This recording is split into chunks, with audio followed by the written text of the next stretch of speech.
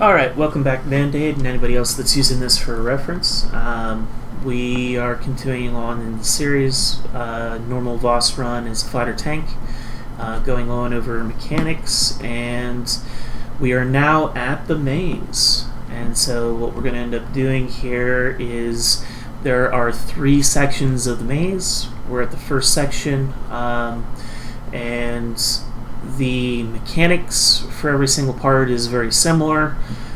The number of mobs and frequency in which they come as you get along further into the maze increases to make the difficulty go on up as you go. And so what we're going to end up doing here is we've moved back to our frozen. We want to stun things in an AoE area. We've moved back to our vortex. We want to pull everything as close as we can together when able. We're still going to run Enhanced Threat, Knight's Challenge, and Anvil of Doom. And so Enforced Threats, all of them give me threat. So I've basically statted myself to the point where trying to survive is basically the thing that I have. I'm also using a turban to allow for a better pull. Whenever I use my daily, it's going to pull everything close to me. So here we go. And one of the things that, as we move along in here, you want to make sure that you're with this build using your threatening rush to hit as many of the different mobs that are on out there. It increases your threat.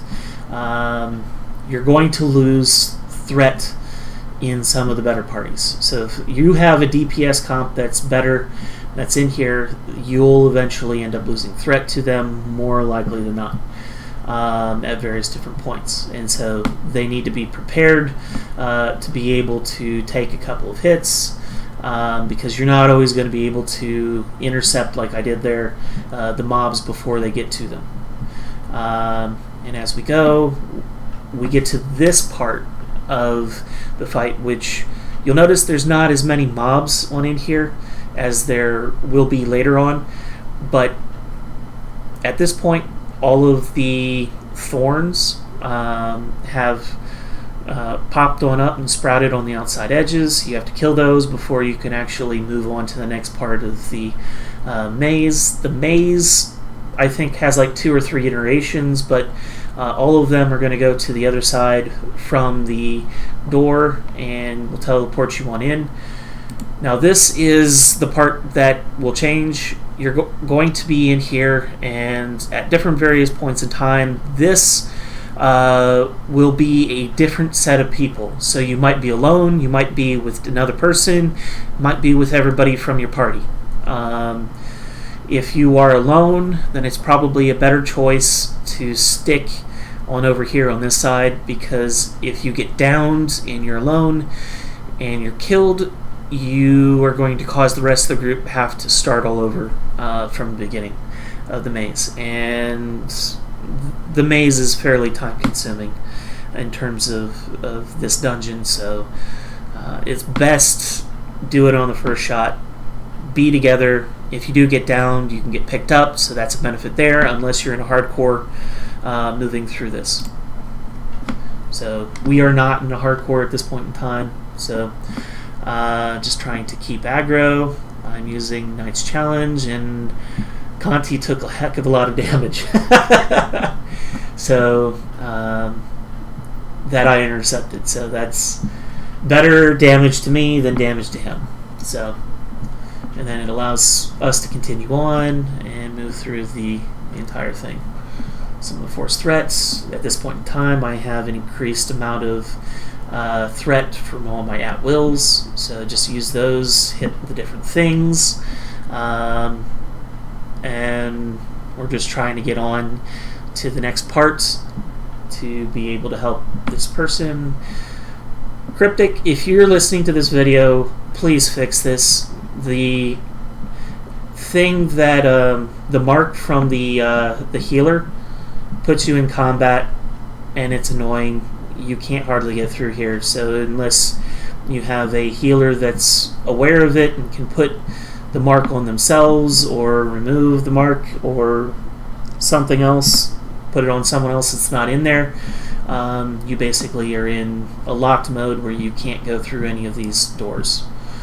Okay, now back to the content. So here we are, trying to just make sure that all the mobs are here. There's 2 to 3 waves of mobs in every one of these sections. So we're at the second part, and after those 2 to 3 waves are killed, then the thorns will start coming up on the outsides, and it's just trying to keep the different mobs that come on up off of your DPS and try to keep them sort of stacked on the outside and you in the middle, and you're just going in back and forth between the different mob sets to keep aggro from them. And just the DPS should be going around the outside, trying to close down the different flowers. So that's the way that I've seen that works typically the best. There may be a different way that's even better than that. I'm not going to say that my way is the only way or the highway, because there are a lot of people that have new and innovative ways to do things, but going around as a party on the sides tends to be a very good way to survive in hardcore and have no deaths. So this is the third part, and on one of the ends of this third part is the third mini-boss. We're not going to be able to see him in this because we're in a normal. And everybody's killed everything there, and so now we're just here going into the last, I don't know what you want to call this area, courtyard? Yeah, we'll just go with that. So we're in the last courtyard of the maze, so this is part 3. Mobs are going to come a little bit faster. You're going to see a lot more of them in this one. This is where you're going to want to make sure that you're going to use your artifacts at good times, stack different ones that are very helpful for everybody that's in your team, and just continue to move around as a tank, intercept the major things that are going to do damage, use artifacts right there, just trying to keep everything attacking me and off of everybody else that's in my party. One thing to know is DPS, a very good helpful thing is when the new mob set spawns, it's usually very helpful to have 1 or 2 people that are on aggro duty and going around and just killing the different mobs that are spawning, and so you don't get overwhelmed if too many of the mob sets form during this part and and it's just, we're already done at this and going to go towards the end part of the maze. Another thing is that one person will get randomly selected usually, and that person will have those black pools form underneath them that are extremely annoying. They do a damage over time. They reduce your defensive stats, so you're going to take more damage if you're inside of them. Just a whole bunch of nastiness in terms of going through here, so it's best not to be standing on top of them for too long. They will slow you down, and you'll move much slower as you get more stacks on them. They do go away after a period of time, but it is annoying to have them on you. And here we are, we're done with maze, and we'll see you in the next part.